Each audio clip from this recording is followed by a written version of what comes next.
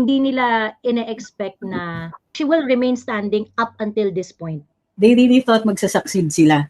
Mm-mm. Lalong-lalo na post-kidnapping. Kala nila complete and total annihilation of the Duterte brand. Kasi yung brand ang ina-attack nila. It's not just necessarily the people, although kasama na yon. It's the Duterte brand para hindi na siya magamit as a weapon dito sa campaign.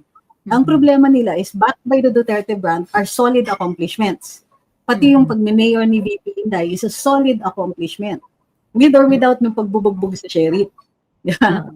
Si PRD nga, with or without the negative publicity on the drug war, solid pa rin yung accomplishments. Build.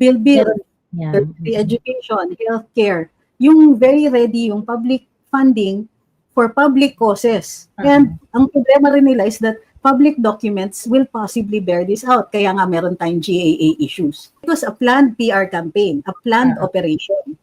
Tapos yung sinasabi pa ni Boss Bobby Tiglao, di ba?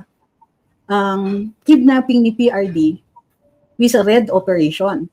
Operation siya ng mga operatiba ng mga hindi kaliwa ng CPP, NPA, NDF.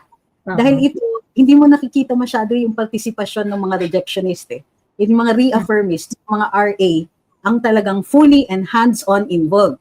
Andun sila sa file ng kaso, andun sila sa pagkuha ng witnesses, nag-aabogado sila para dun sa mga biktima.